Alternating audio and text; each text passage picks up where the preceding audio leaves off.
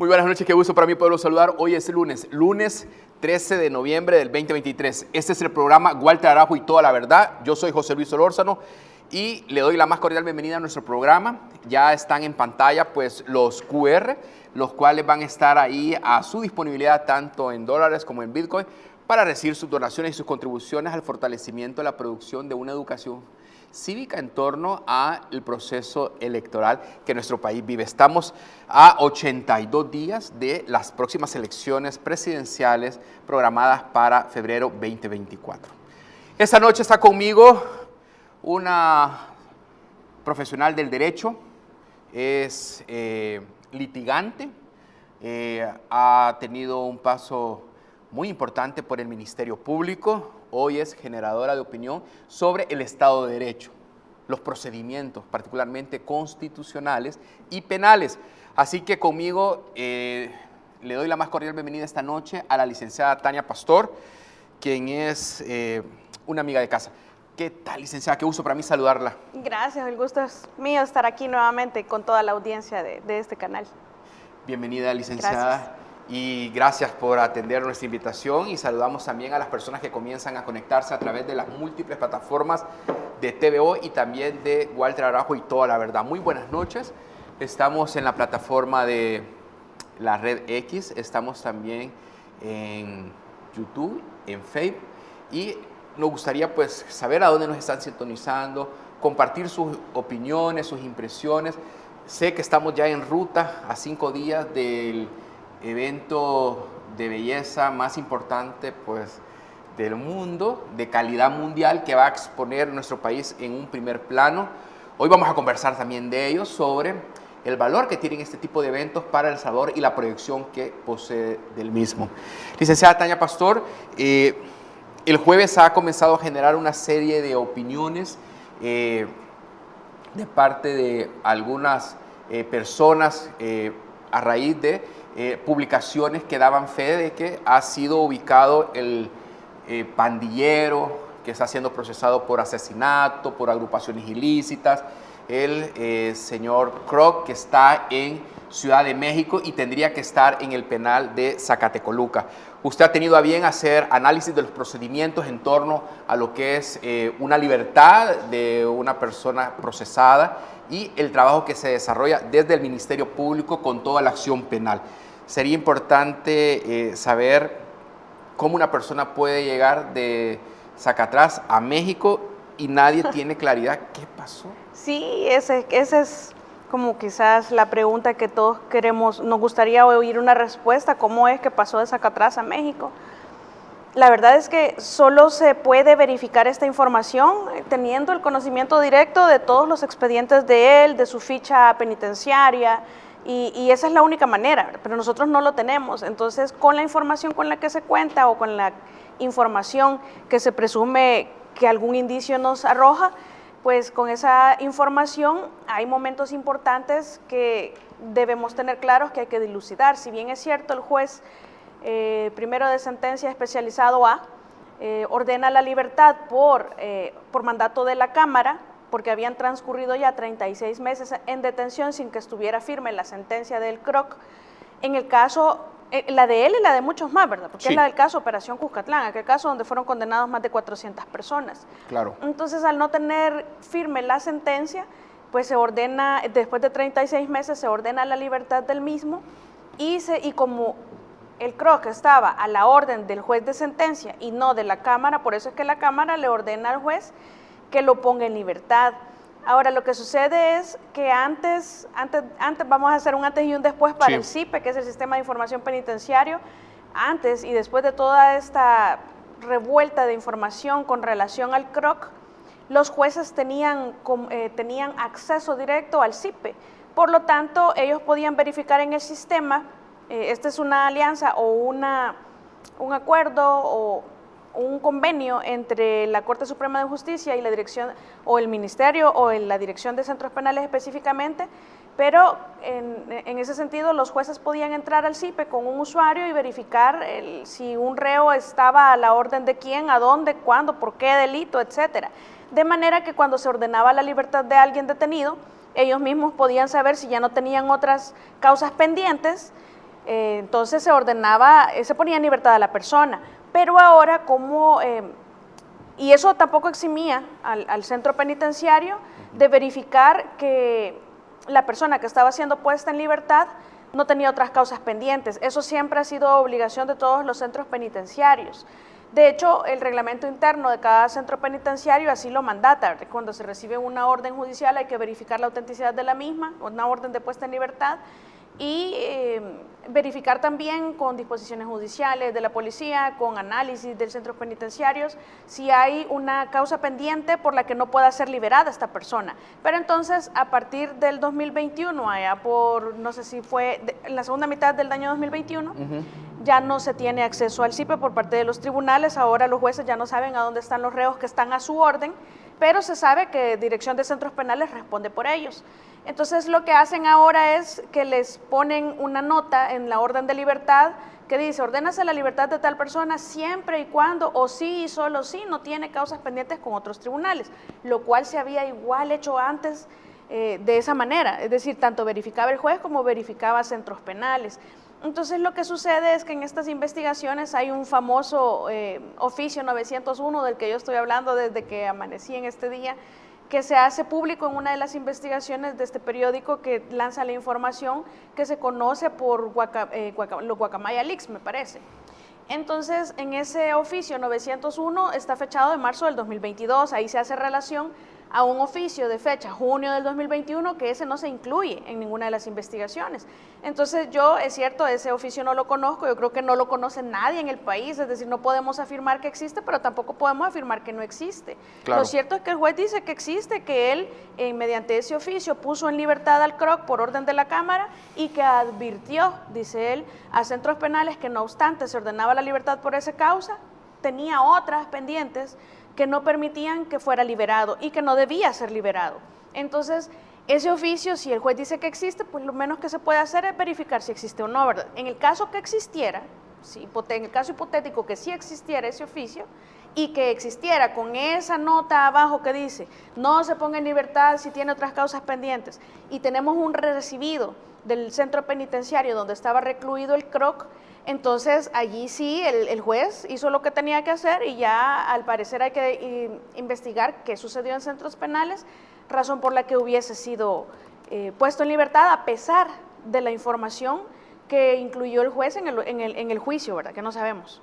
Esta noche de lunes 13 de noviembre, algunas personas que no tienen el antecedente en torno al señor Elmer Canales, alias el CROC, que ahora está en Ciudad de México, por lo menos lo que se hizo ver el día jueves pasado, y que probablemente ya se encuentra en territorio norteamericano, está llamando la atención tanto de la oposición al gobierno, de la media opositora al gobierno, que algunos son activistas, y el gobierno todavía no ha dado ninguna respuesta. Entonces, yo les quiero preguntar por qué es importante que hablemos de Elmer Canales y por qué es importante saber cómo salió de Zacatrás. Lo que sucede es que hay un hecho claro. Según las investigaciones que hay o la información que ha sido filtrada, esta persona tendría que estar guardando detención. Y para que se comprenda claro, yo voy a recurrir al mismo ejemplo. Sí. Si en este momento Ernesto Mason, el exalcalde de San Salvador, fuese puesto en libertad por uno de sus casos, ¿y qué pasaría si Centros Penales en este momento lo saca libre? Y todos sabemos que tiene otras causas pendientes por las cuales también tiene orden de detención. Entonces, ¿qué estaría sucediendo si se libera cuando tiene otras causas pendientes? Es exactamente lo que aparentemente sucedió con el CROC. Fue puesto en libertad a sabiendas que habían otras causas pendientes, presuntamente, según estas investigaciones. Si el oficio del juez no decía que había que verificar que tenía causas habían causas pendientes que impedían su puesta en libertad, aún y cuando el juez no dijera eso, era obligación del centro penitenciario verificar que eso no fuera así, porque de lo contrario no se va a liberar a un líder de la Mara Salvatrucha, a uno de ese calibre, que está guardando prisión en Zacatrás, sin verificar que tiene más causas pendientes, si está preso desde el 2000. Tiene una orden de captura del 99 que no le fue leída nunca y le intentan ir a leer hasta el momento que ya casi que iba para afuera, el día que ya había salido, el 18 de noviembre. Entonces, ¿qué pasó durante esos 20 años que estuvo preso? Que no le fueron a leer esa orden de captura, por ejemplo. O había una condena desde el 2000 que todavía estaba en cumplimiento, había una condena del año 2019 que todavía estaba cumpliendo. Sí.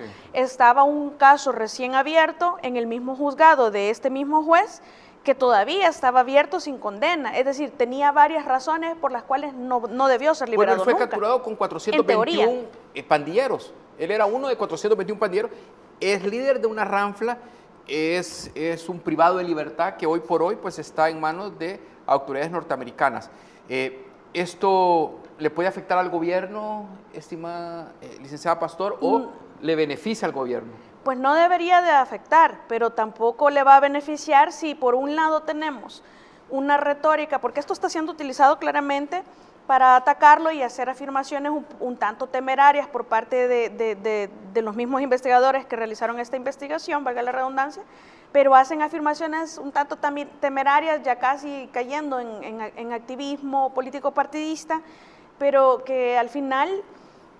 Si ellos están repitiendo y repitiendo y repitiendo, lo liberó el presidente Bukele, lo liberó el presidente, pero por otro lado no tenemos ni la investigación que debería de existir ya, ni tampoco tenemos voceros por parte del gobierno que estén desmintiendo esa información, pues tampoco creo que le vaya a ayudar. Yo creo que lo más sano es que las autoridades se pronuncien sobre el tema y al final ni siquiera no me corresponde a mí, no tengo la razón yo, no la tiene nadie, es decir, solamente la Fiscalía puede tener a la vista todos esos expedientes, estudiarlos, analizar y determinar qué fue lo que sucedió, si es cierto o no, si existe ese oficio o no, y si existe, qué pasó en centros penales y qué pasó en centros penales después, que cómo es que aparece en México teniendo que estar guardando detención en El Salvador, ¿verdad?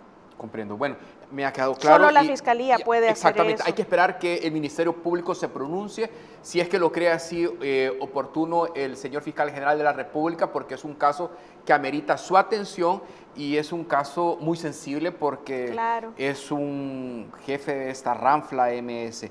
Vamos a estar pendientes de ello. Ahora, me gustaría hablar un poquito sobre el ambiente político electoral de cara a las elecciones. Son 82 días para ese llamado que hay de la población para elegir a sus autoridades, en ese caso la Presidencia de la República y también la Asamblea Legislativa, consejos municipales y el Parlamento Centroamericano.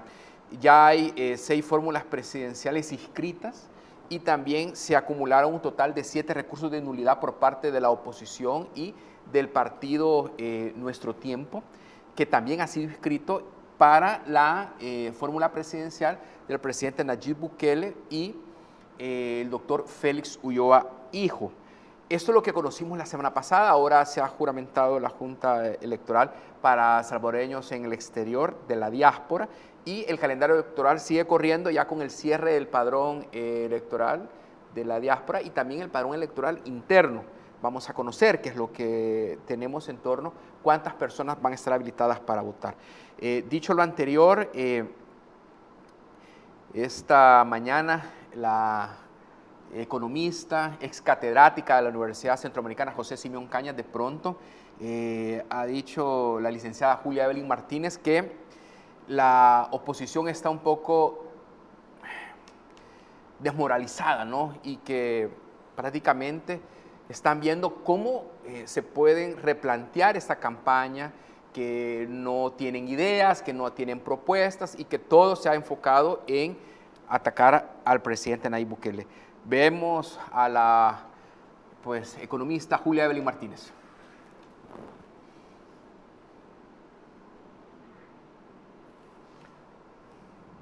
Segundo, reconocer que no tienen la fuerza política, la fuerza electoral que tuvieron en el pasado. Ni siquiera tienen financiamiento y no tiene usted al señor Chino Flores haciendo sopa pues para vender y financiarse. Y a don Joel, que no encuentra empresario, yo creo que él solito se está financiando porque no hay quien... Entonces, tienen que reconocer que no tienen la fuerza económica, ni política, ni social necesaria para para llevar adelante esas candidaturas, y esas candidaturas lo que le están haciendo es el juego al oficialismo. Y yo creo que entonces deberían de pensar y lo voy a decir claramente porque a mí no me gusta andar así con ambigüedades, pero yo creo que la candidatura que tiene las mayores posibilidades de crecer y de generar simpatías o generar votos de castigo, digamos, hacia el régimen del presidente Bukele, es la candidatura de Luis Parada y de Celia Medrano. Yo creo que no lo estamos... ¿Es lo mejor? ¿Me quiere dar a entender que es lo mejor? Es lo mejor. Mire, yo... O lo más consistente, perdón, sin menospreciar el resto, ¿no? ¿Sabe cómo le llamo yo? ¿Sí? Lo más decente. Pero... es lo más decente. Bueno, estas eran las palabras de la licenciada Julia Evelyn Martínez. Está abiertamente apoyando la fórmula presidencial de nuestro tiempo, y esto ha surgido de una semana a esta, y no sé si esa lectura usted la comparte o ve visos de algún tipo de inclinación de ella para esta fórmula, porque es la segunda ocasión en menos de 3 días que ella ve mucho rendimiento en Luis Parada y en la abogada Medrano, Celia Medrano. Yo me parece haberle escuchado en alguna ocasión que no le parecía mucho la fórmula tampoco. Sin embargo, pues las personas que no estén dispuestas a apoyar al presidente Bukele en su candidatura para la reelección, definitivamente que tienen que escoger dentro de las demás fórmulas que no sean aliados de lo que ellos consideran como alianzas con el oficialismo. Y tampoco es que tienen bastante de dónde elegir. Entonces, al final se terminan decantando por una candidatura que se promueve a sí misma como la candidatura ideal, como la candidatura intelectual, como los salvadores de El Salvador, como la opción para todo El Salvador, que necesitan rescatar al país. Pero todo lo que hacen es, como usted decía al inicio, pues atacar al presidente, ¿verdad? Porque realmente no tienen ni idea de cómo hacer una campaña que sea de otra manera. Es decir, ellos han captado el sentido de que la gente vota por la emoción, que vota claro, no tanto por la razón. Entonces le quieren apostar al sentimiento de aquellos que no están convencidos en la validez de la resolución de la sala que habilitó la candidatura del presidente Bukele. Entonces están apostando a ese mal llamado sentimentalismo constitucionalista, digámoslo así, que les están tratando de meter a la gente en la cabeza que son los salvadores de la Constitución, los salvadores de la democracia. Entonces le están apostando a ese tipo de sentimientos, porque ya claramente incluso el señor Parada me parece que en una ocasión dijo que no iba a mentir con propuestas y que prácticamente no tiene propuestas. Yo lo poco Su que propuesta es atacar al presidente. Lo que pasa es que lo poco que yo lo he escuchado a él, primero dijo que él era, que el presidente Nayib Bukele era el candidato presidencial de nuestro tiempo. Lo dijo 3 veces. Y después dijo nuestras ideas. Sí, y el lenguaje que está usando es que como que está perdiendo la parte lingüística castellana, porque trata de mezclarlo con inglés y de pronto uno se queda pensando, ¿qué dijo? Y lo estamos viendo en la calle. Pero eso lo hacen los candidatos del mismo partido. Lo que sucede es que, y mi intención cuando yo digo esto, porque lo digo, lo reitero, sí, y lo mantengo, pienso así realmente, que estas personas cuando hablan creen que desde su intelectualidad van a hablar de la manera más elaborada posible, más elegante, más técnica. ¿Y a quién le hablan? ¿Y quién les va a entender así? Pero mire, yo no quiero insultar a la gente de porque no hemos estudiado, sino bueno, que realmente... Es como los abogados que de repente usted va a una vista pública y de repente comienzan a hacer frases en latín. Entonces, yo que no soy abogado y los escucho en latín, a mí me sorprenden. Y digo, wow, ese señor se ha preparado, la doctrina del derecho, sí, e incluso está invocando a los grandes maestros. Es un afán de impresión. Y claro, está bien, yo no lo critico, pero yo no soy abogado. El afán es impresionar, está claro, es el ego el que habla. Pero ¿cómo se va a oponer a la seguridad? ¿Ah? ¿Cómo se va a oponer a la generación y a la atracción de inversión en el país, al desarrollo del país? ¿Cómo se puede oponer a alguien a eso? Se oponen a la seguridad, es decir, es que por eso son una oposición destructiva, porque atacan el plan de seguridad o la política de seguridad implementada por el gobierno, pero no ofrecen un plan alternativo, porque no lo tienen, no tienen ni idea. Es decir, ningún país en el mundo, por más que no les guste, tienen la solución alternativa al plan de Bukele.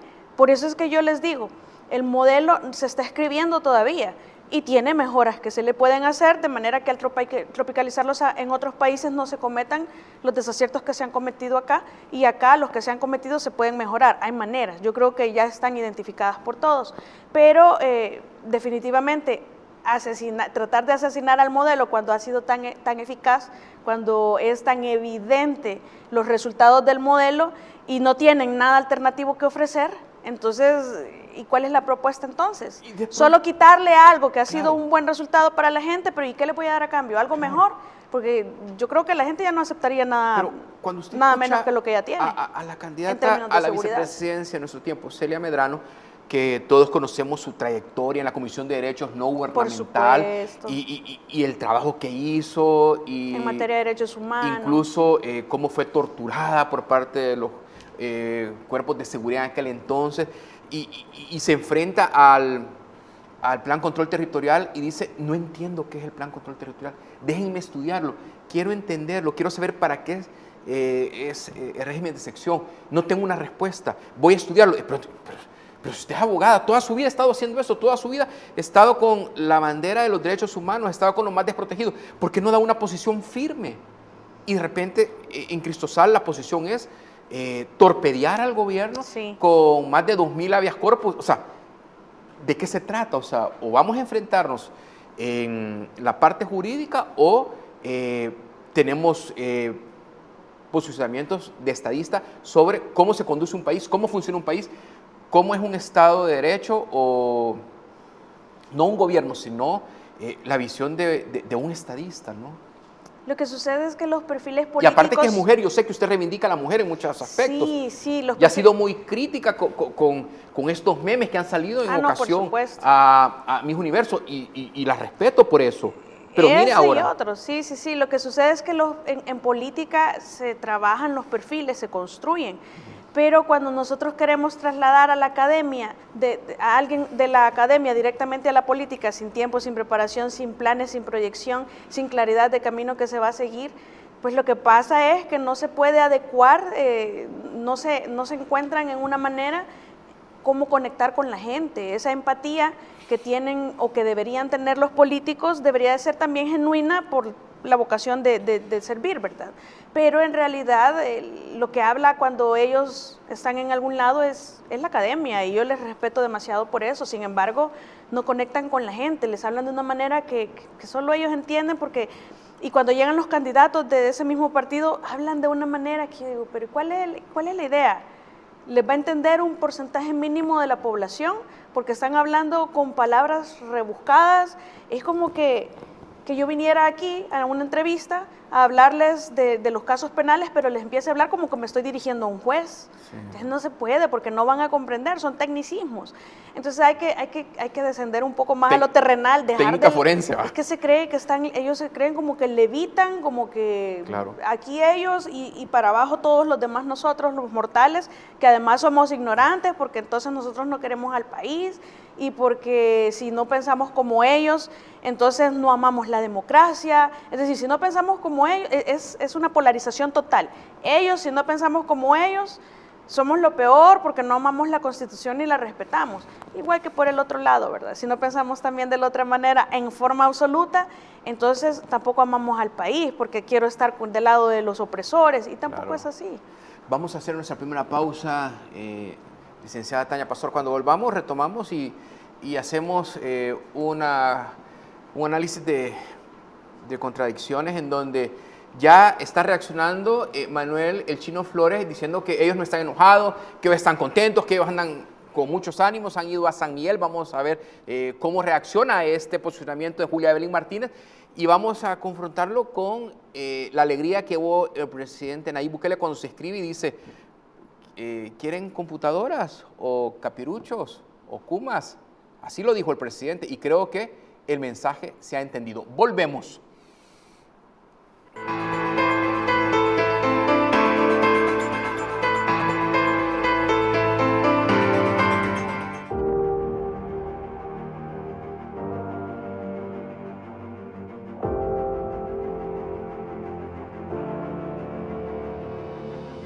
quiero decirles que ese día es importante. Este es un día importante no solo para Etesal, sino que es un día importante para El Salvador, porque esta nueva subestación que estamos inaugurando este día va a comenzar a ayudar al desarrollo económico, social y turístico. La expansión de la red eléctrica es importante para el desarrollo y va a conectar todas estas nuevas energías que ahora se están haciendo, que todos trabajamos en conjunto para lograr el desarrollo del país. Con este tipo de proyectos estamos comprometidos al seguimiento de la estrategia energética del país, llevando energía confiable y de calidad a todos los lugares. Como Etesal estamos comprometidos con esto. Alguien me decía cuánta gente se iba a beneficiar o cuántos usuarios se iban a beneficiar con este proyecto. Quiero decirles que cerca de 205,000 usuarios nuevos. El presidente Nayib Bukele ha confiado en todos nosotros para que llevemos este país a donde nunca se ha llevado. Solo quiero cerrar con una frase importante: sin transmisión no hay transición al desarrollo. El mejor taller de enderezado y pintura de toda la región, Repinte, cuenta con la mejor calidad, atención personalizada a vehículos asegurados y no asegurados, y siempre con los mejores productos. Ahora Pinturas Wanda está en Repinte, marca reconocida a nivel mundial, y con los más altos estándares de calidad en todos sus productos, de repintado automotriz, la única marca que te ofrece hasta 10 años de garantía. Wanda está en Repinte, taller de enderezado y pintura de GQ Racing Sport. Un lugar adecuado con las personas correctas hacen que cualquier momento sea perfecto. Déjanos ser ese lugar. Déjanos brindarte esa atención, porque te mereces lo mejor. En Argueta Hotel te ofrecemos servicios las 24 horas del día. Estamos ubicados a 3 minutos del aeropuerto. Contamos con cómodas habitaciones individuales hasta familiares. Argueta Hotel, un descanso en tu camino.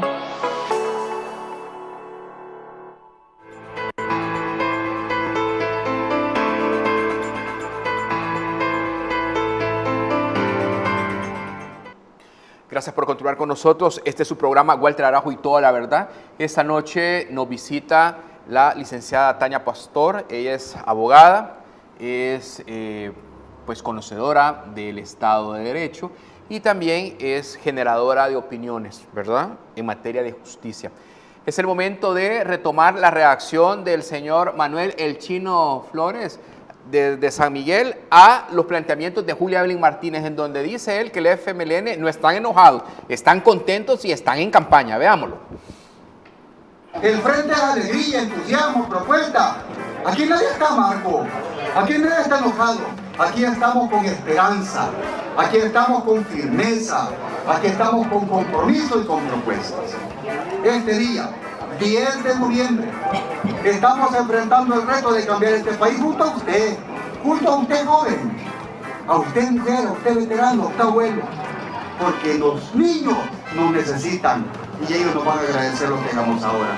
Hoy estamos aquí enfrentando el nuevo reto y este reto es uno más, pero este reto es el reto de la dignidad, es el reto de la dignidad. Esas son las reacciones del señor Manuel El Chino Flores, candidato a la presidencia por el Frente Farabundo Martí para la Liberación Nacional. Están contentos, están alegres, están en campaña y esto es parte de la campaña. Contrario a lo que puede decir la licenciada Julia Evelyn Martínez. Están vivos. Es el único candidato, no dice cómo va a lograr las cosas que ofrece, pero por lo menos está haciendo propuestas. No tiene como bandera estar hablando todo el día, todo el tiempo, en todo lugar, a cada momento del presidente Bukele. Es decir, se ha dedicado a lo suyo, por lo menos eso yo creo que se le debe reconocer al chino, ¿verdad? Además es un personaje que no insulta a la gente. Y ya eso es bastante, ¿verdad? Y se enfrentó a youtuber, les permitió que hiciera todas las preguntas que fueran necesarias. He visto que a donde lo invitan, va. Sí. Sea del color, tono, de donde sea, como sea el estilo, investigativo o no investigativo. Es decir, él no le está negando su opinión a nadie. Que no, Que llega y no contesta nada, pues ya es otro tema, ¿verdad? Porque llega y lleva de las preguntas o se enoja, pero por lo menos llega. Entonces ya eso es bastante. Yo creo que de toda la oposición quizás es el más carismático. Cuando uno lo escucha a él, parece ser que sí está en campaña, porque... Sí, tiene el espíritu. Sí, Ay, un sí, poco... sí. Yo realmente con esta izquierda que nos ha representado en El Salvador, no quizás que no siempre me incluyo en los análisis, pues, pero en esta izquierda mentirosa del FMLN como partido político, yo creo que necesitamos una nueva izquierda, una nueva renovación para que sea una verdadera opción para la gente, pero más de lo mismo, que no hubo ningún aporte significativo en el pasado, ni tampoco oposiciones grandes a evidentes corrupciones que habían y que no se denunciaban. Estamos regresando de donde evidentemente el salvadoreño, la mayoría de salvadoreños ya dijo que no quiere regresar. El Salvador está transitando a algo que no sabemos qué es, pero estamos transitando. A donde tiene claro toda la mayoría de personas es que allá atrás, a donde gobernaban ellos dos, no hay que regresar y yo creo que nadie lo quiere, ¿verdad? Pero cuando usted ve el entusiasmo de Manuel el Chino Flores, que pareciera ser que sí, que él quiere agradar a la gente, quiere parecer una persona que despierta algún sentimiento de identidad con el proyecto político que él tiene, pareciera ser que ese es el está FMLN. Conectando. Pero la realidad, que es diferente a lo que él está ahorita comunicando, la realidad es totalmente diferente porque estamos viendo cómo están desfilando en los tribunales exfuncionarios que le apuestan a un proceso abreviado, aceptan el delito de enriquecimiento ilícito, el problema de corrupción, y de pronto cuando se le pregunta al señor Manuel Chino Flores, no responde. Dice, sí, ellos van a responder, yo no tengo nada que ver, pregúntale a él, a mí no me preguntes. Si bien es cierto que no es su corrupción, pero no puede obviar el hecho que es la corrupción de su partido. Es decir, de personas que representaron al partido, que fueron funcionarios en El Salvador, y reconocerles la corrupción si es que no le va a hacer ningún daño. Al contrario, le va a dar más credibilidad, porque aunque sea el amigo, lo va a condenar. Pero si ustedes le preguntan a él del expresidente Sánchez Serén, si le pregunta de otro... Aquí, por eso es que yo creo que él abandonó la narrativa de la dictadura, porque no quiere hablar de Nicaragua, no quiere hablar de Venezuela. Entonces, como no quiero hablar de aquello, mejor no hablo aquí tampoco de lo que yo creo en El Salvador, ¿verdad? Y al final, pues, quizás él es más, el FMLN renovado, no sé si renovado, porque él ya viene desde antes, pero es que en esa izquierda yo creo que la gente no, ni cree ni la quieren. Porque él insiste a los periodistas, yo no he sido corrupto, yo no tengo ningún proceso. Me han encontrado a mí algo, y a mí me han investigado cuando fui alcalde de Quesaltepec, cuando yo fui diputado. Cuando yo escucho esa frase, a mí ya me investigaron, o yo ya justifiqué en la corte, o a mí la Corte de Cuentas ya me dio un finiquito. Es correcto. Perdóneme, pero todos sabemos qué tipo de finiquitos habían antes y qué tipo de controles hacía la Corte. Entonces, o cómo era probidad, cómo sigue siendo probidad, sí, porque probidad sigue siendo igual de ineficiente. Entonces uno dice, bueno, y en realidad eso, sí, yo ya rendí cuentas, eso es un poco relativo, ¿verdad? Claro. Con el sistema que teníamos y con el tipo de controles que habían. Ahora, me gustaría conocer su opinión, no sé si lo puede. Yo sé que usted es ama de casa y pronto puede tener varios roles, incluso cuando le escucho hablar de la sopepata, ¿qué le viene a la mente? yo sé que iba a sonreír, pero es que insiste en eso. Es que yo creo que trata de conectar con la gente más sencilla. Y eso es válido. Es válido porque es todo lo contrario a lo que hace la candidatura del señor Parada, por ejemplo. Él es más pueblo. En cambio, aquel es más academia, es más burbujita de mi realidad, ¿verdad? De Georgetown, West Point. Y está bien. Lo que pasa es... Y es un abogado de primer nivel que ha ganado litigios internacionales. Pero aquí está en El Salvador. Aquí nos han robado oportunidades. No nos han dado educación digna, no nos han dado empleo digno. Pero el mayor logro que él mira es que él hizo una alianza con la Fiscalía General de la República de Douglas Arquímedes Meléndez y que luchó por el país, defendió al país, recuperó el dinero del país. Y así se presenta como un salvador, como alguien que fue a defender a El Salvador a instancias internacionales y que logró acuerdos extraordinarios. Y es cierto, pero es que cuando yo escucho esa fiscalía ha sido, para tristeza de los salvadoreños, quizás no todos tienen conocimiento, pero la más nefasta que hemos tenido en la historia de El Salvador. Eso ha sido lo peor, lo más desastroso, y lamentablemente que aquí no se les hace pagar a los fiscales más que bueno, en el caso de él sí metió preso al anterior porque quería reelegirse, pero este señor trabajaba a punta de torturas. De hecho, él inició un proceso contra unos fiscales. Que continúa y los quieren meter presos ahorita porque van para juicio otra vez. Es decir, les han alargado tanto, ahí los tiene. Cuando al primo lo eximió de todo tipo de responsabilidad y a los amigos del primo también por los mismos hechos. Entonces, y para los que estuvimos en el caso Saca, conocemos lo que hubo de prueba allí y sabemos qué caso la fiscalía no tuvo, que se condenó por la presión y que realmente yo creo que no hay salvadoreño en el país que no quería la criterio de oportunidad, y ese fue su punta la de condena. lanza. Yo creo que la condena de Tony Saca todos la queríamos, pero ellos no tenían con qué lograrla, porque hicieron terriblemente mal las cosas, no tenían caso, pero como había presión de embajadas de otros países y además se logró ya con toda esa presión, pues lo único que quedó fue lograr los criterios. Pero cuando uno hace memoria y trae al presente a Douglas Arquímedes Meléndez, donde se presentaba como alguien que venía de carrera, venía del oriente del país, que en su vida había estado en institutos públicos, que le había tocado un camino empedrado, hacia arriba, sin mayores ayudas, y que él iba a hacer una administración en el Ministerio Público como nunca nadie más la había hecho, y que ahora sí va a dar resultados, porque en aquel entonces, cuando se dio la unidad antisecuestro, él fue punta de lanza, él estuvo ahí, entonces... Bueno, el fiscal general actual sí sé que estuvo en esa parte de antisecuestro. Bueno, no, Douglas Arquímedes Meléndez no dice que lo atacaron ahí en San Miguel, pues, en un hotel, cuando iba a una vista pública. Pero es que él se presentó como el salvador de todos nosotros. Él era el único que podía hacerlo.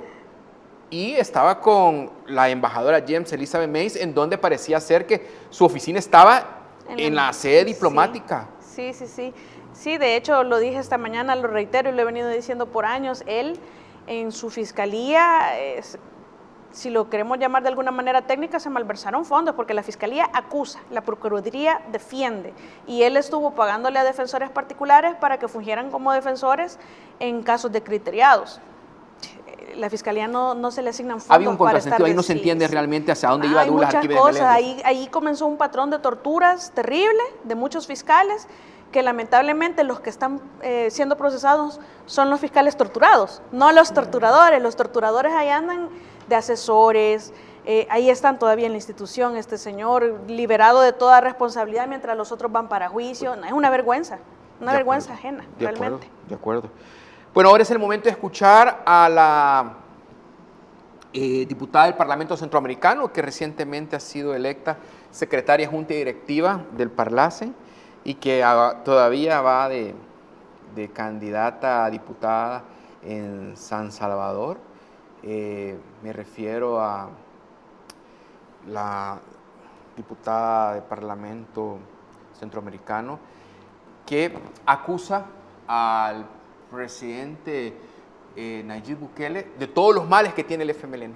Vea usted cómo Karina Sosa se expresa en defensa del Frente Farabundo Martí para la Liberación Nacional, donde son víctimas.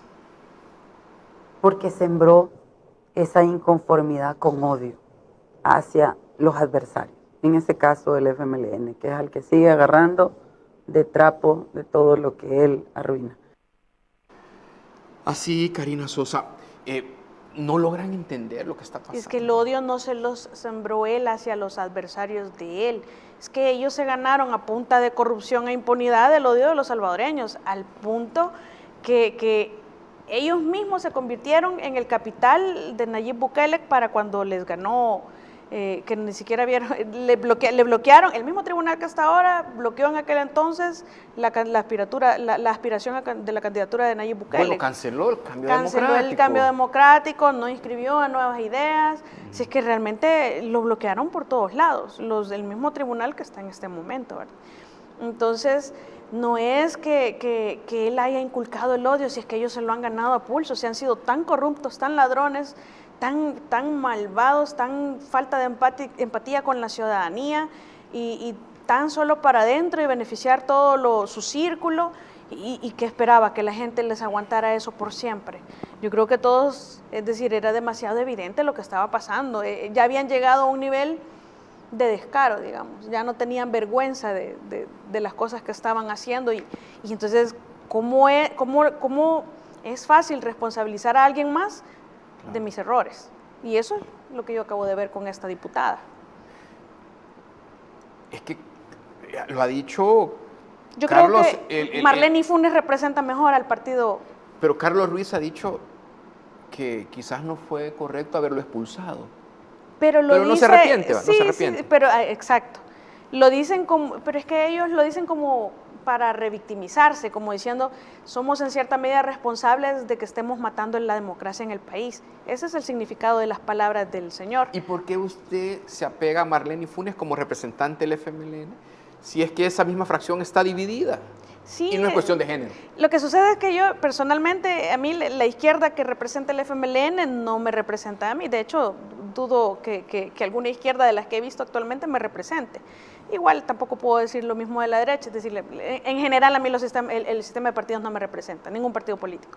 Pero Marlene Funes se ve más honesta, se ve menos insidiosa, se ve más natural, creo yo, y es una mujer humilde que realmente a veces pone bien los pies y se para bastante fuerte en los discursos, quizás. A mí me gustan los podcasts, a veces ella se conecta mucho con la gente. Sí, es que conecta, y es que eso es lo que se necesita. Y tiene mucho de pueblo, o sea, como que ha pisado territorio. Sí, entonces ella es de la gente y está con su gente. Entonces eso a mí me parece de verdad bastante respetable en un diputado, que los diputados, por ejemplo, antes los diputados no iban al territorio a hacer campaña, antes tenían contratados a todos los activistas que iban al territorio a hacer campaña por ellos.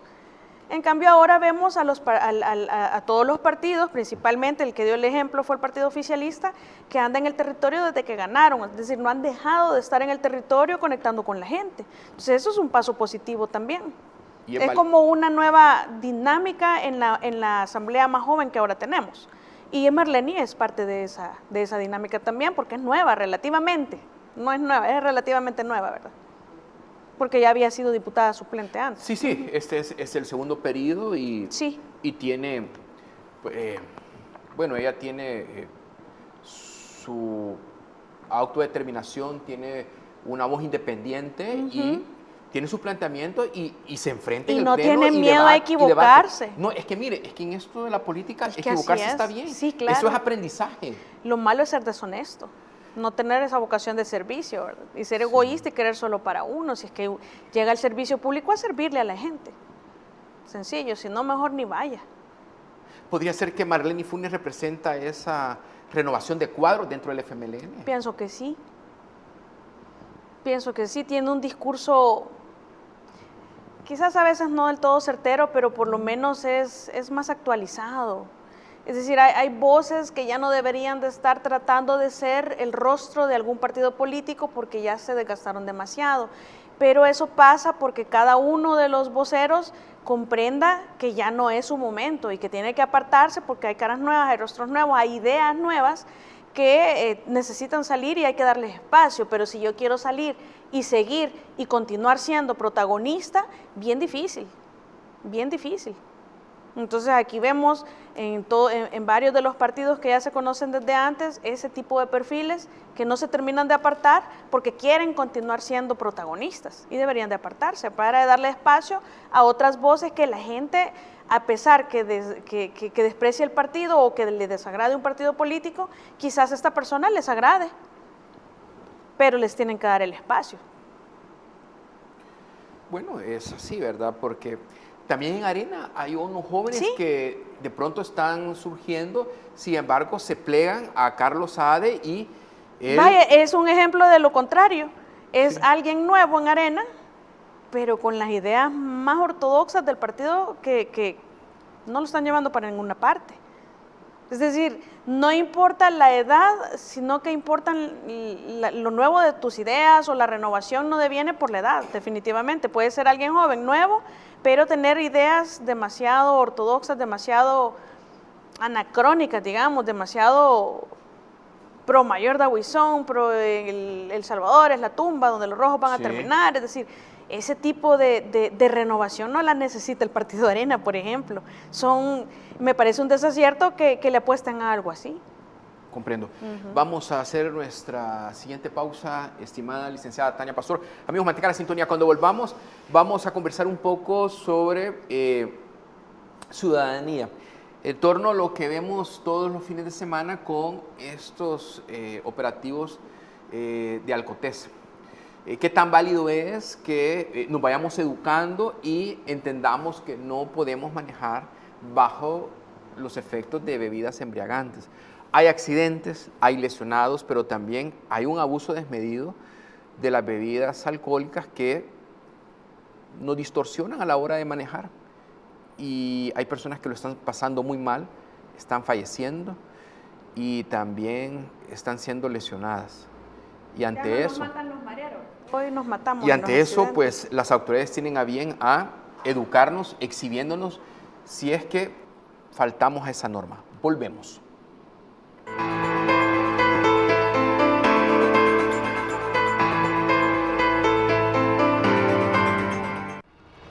Iluminar un entorno nos permite darle color a tu vida, poner en marcha las herramientas que mueven tus sueños para hacer brillar cada momento. Brindarte energía lleva un gran proceso de transmisión y Etesal es la única empresa en El Salvador encargada de hacerlo posible a través de nuestras líneas y subestaciones que recorren todo el país para llevar la energía a todos los salvadoreños. Etesal, transmitiendo energía de calidad.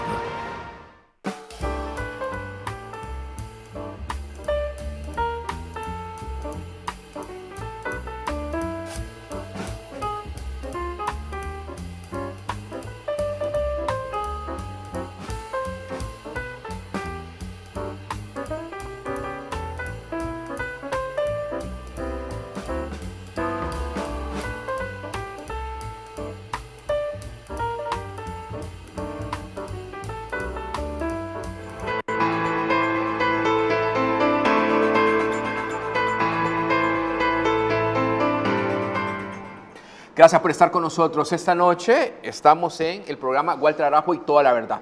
En el estudio, la abogada Tania Pastor pertenece de una familia pues, de abogados con una amplia trayectoria que han estado ahí y que son parte de la historia de nuestro país, en donde han marcado un legado. Licenciada Tania Pastor, con esto de los antidoping hay opiniones encontradas. Hay personas que están a favor que sean exhibidas las personas, hay personas que no están a favor que sean exhibidas. Y la ley es clara, ¿verdad? Si usted consume hasta 50 ml, tiene,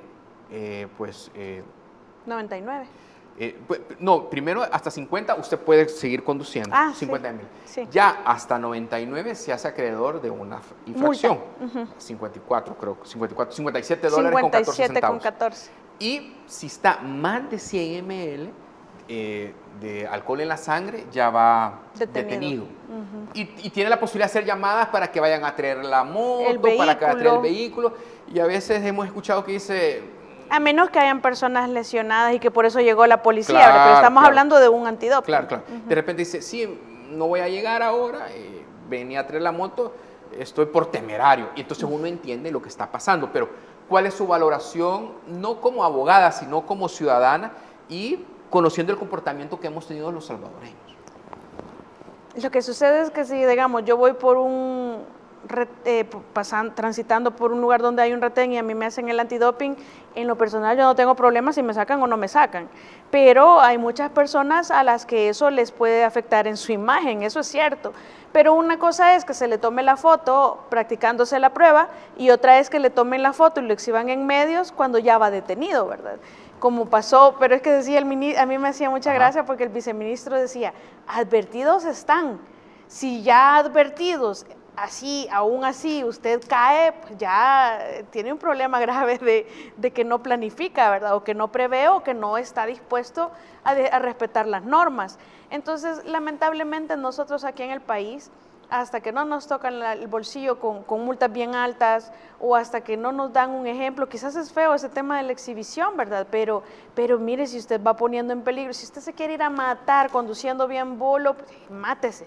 Yo creo que a nadie le va a intentar interferir esa situación, ¿verdad? Pero el problema es que pone en riesgo la vida de otras personas. Entonces, una manera más rápida y más efectiva de que esto funcione a un corto plazo es que se exhiban a las personas. En algunos países se toma la determinación de hacerles como borroso el rostro cuando ya están siendo exhibidos tanto en televisión como en plataformas o en periódicos, ¿verdad? Pero ni lo hacen siempre ni lo hacen todos los países, entonces ya queda como más a criterio de las autoridades. Lo que yo pienso es que en los casos que se llevan detenidas a las personas y las exhiben como presuntas responsables de la comisión de algunos hechos delictivos, en la misma medida en la que fueron exhibidos, también deberían de por lo menos informar que la persona quedó exenta de todo cargo o absuelta de toda responsabilidad, pero eso no se hace. Aquí se exhiben a las personas capturado, dicen, por estafador, capturado por violador, capturado por narcotráfico, y quizás ni siquiera es cierto, o el caso, el señor fue absuelto o la señora fue absuelta, pero ya hubo condena mediática y un daño grave a su imagen, y al finalizar el proceso quedan absueltos, pero las mismas instituciones que los exhibieron al inicio no hacen después la rectificación, bueno, persona absuelta, o por lo menos bajar la información en donde se le exhibió como presunto responsable. Entonces, eso quizás sería un medio de reivindicación para aquellos que, pero si usted va demasiado ebrio, y pues sí, ¿verdad? Yo creo que usted se lo buscó. Si también, no quiere que lo exhiban, pues no conduzca ebrio ya. Claro, hay personas, no sé si adultos o bajo jóvenes los efectos del alcohol, o personas ya mayores que no tienen una percepción del peligro de conducir bajo los efectos del alcohol. Y estamos con aquel paradigma, a mí no me pasa nada, yo siempre llego. Yo voy bueno, esa es la de todo, ¿verdad? Yo voy bueno, a mí yo me tomo tanta cerveza y voy nítido, dicen. Sí. No es así, uno cree, uno puede creer. Lo cierto es que no se vale poner en riesgo la vida de otras personas porque yo creo y yo me siento demasiado poderoso y nada me va a pasar porque no me pasa nada. También entonces, eso no puede seguir pasando así. Lo que en un momento dado pues, nos hacía ver en la década de los 90 el doctor Mateo York, que también el consumo excesivo está llegando a mujeres. Y de pronto las mujeres... Con eso de la apertura y de la equidad y todo eso ya... Hay mujeres no es que antes no pasaba, es que ahora pasa más. Hay mujeres que son independientes y tienen autonomía en ellas. Sí. Pero de pronto cuando se ven enfrentadas a estas responsabilidades, no es que se asustan, pero sí se nota que hay un poco más de... Pero es por nuestra cultura machista. Hay más daño. De pena, ¿no? Sí. De pena. Es una muerte civil, estimada. Sí, no van a condenar igual, digamos, civilmente a un hombre que a una mujer, pero eso es nuestra cultura machista, en eso tenemos que trabajar también, porque yo creo que el machismo está demasiado arraigado acá. El mensaje? El mensaje es que no crea porque no se sometió al antidoping, no lo van a detener, igual va detenido. Por eso, no nos han enseñado a tomar licor. No nos han enseñado a respetar las reglas y si nos enseñaron no nos importa, y si no nos importa necesitamos ser reeducados. Así de sencillo. Y si no queremos ser reeducados, entonces eduquémonos solitos. Y si no, a mí si yo soy delicada, pues yo no permito que me pasen ese tipo de cosas. Yo trato de evitarlas, me organizo, respeto las leyes. Entonces, si usted es delicado y no le gusta ser exhibido, pues respete las normas, la tiene bien fácil. Ya. También la salud mental nos hace ver que estamos más deprimidos, la salud mental nos hace ver que de pronto la soledad nos puede atrapar y vemos en este tipo de drogas autorizadas como una vía de escape. Drogas autorizadas pero controladas. Usted lo ha dicho. O a menos que estemos hablando del alcohol. Yo siempre he sostenido... No, yo estoy hablando del alcohol y el cigarro. Hasta ahí yo pensé que cuando a veces les recetan no me recuerdo, uno con R, que es para calmar la ansiedad, para tranquilizar. Ribotril, creo que sí. Algo así. Sí. Ajá, esos son controlados, entonces yo creo que ahí no está el problema, ¿verdad? Pero yo siempre he dicho, y hasta que un economista no me diga, mire, eso no se puede hacer, deje de decirlo, lo voy a seguir diciendo. Súbanle el impuesto al alcohol y al tabaco, que ahí vamos a tener buenos ingresos, ya porque la gente ya está Fosalud y tiene no problemas. va a dejar la gente de consumir las dos cosas. Fosalud tiene terapias en los hospitales públicos para las personas que han tenido ese tipo de de problemas de alcoholismo y que ellos aceptan, pues, porque los mandan a procesos de reinserción. Sí, es que no solo es el alcoholismo, ¿verdad? También hay sustancias que se les encuentran en algunos de los casos. Y eso es todavía más grave. Sí. Pero el igual, fentanil creo que ya está presente mucho acá, ¿no? Desde hace ratos. Entonces, lo que usted decía es muy cierto, especialmente en ciertas generaciones hay como un poco de más irresponsabilidad y menos creencia que algo me va a pasar. Si yo voy, porque como así van, ¿verdad? Y van así. Y claro. Un segundo necesita, lo dice el viceministro, 2 segundos que usted se distraiga es suficiente para no tener la misma capacidad de reacción que si usted estuviera atento a lo que va pasando. Porque hoy, si usted lleva el teléfono... ese es un objeto que distrae la atención. Si usted lleva el teléfono en la mano y le va pasando un moto del BMT a la par o un gestor, se le ponen adelante y le ponen su multita por llevar el teléfono en la mano. Falta muy grave. Falta muy grave, correcto. Entonces, y esa es una costumbre tan terrible que así. Sí. No, yo voy viendo. No. Entonces, hay ciertas generaciones que son más dadas a ir en ese sentido y que piensan que nada les va a pasar y quizás van a tener que aprender a punta de multa, ¿verdad? Por eso es que yo estoy esperando que las reformas las aprueben para que nos suban a las multas, no porque quiero que me multen, sino que el proyecto está lamentablemente es la única forma en la que nos van a educar. Va a regresar el proyecto ya con las observaciones del que ha hecho nos van a reeducar. Nos van a reeducar. Licenciada Tania Pastor, me dio mucho gusto, primero, esperar por la oportunidad de conversar y segundo, en el momento que se dio esta posibilidad, el poder desarrollar estos temas y tener su lectura de la realidad. Muchas gracias siempre por la invitación. Aquí un saludo a toda la audiencia de TVO. Sí. Me han estado escribiendo de fuera de nuestro país, acá cerca, creo que en la metrópoli, la familia Palencia. Henry le manda un fraterno saludo a usted. Muchas gracias también. Saludo de regreso ahí a la familia Palencia y por supuesto a todos los que nos han escrito. Yo estuve leyendo ahí los comentarios. Lamentablemente no se puede contestar todo, ¿verdad? Porque si no, no pasamos al siguiente tema, pero gracias por estar pendientes. Hasta una próxima oportunidad, estimada licenciada. Gracias a ustedes por la sintonía. Hasta mañana, si Dios lo permite. Buenas noches.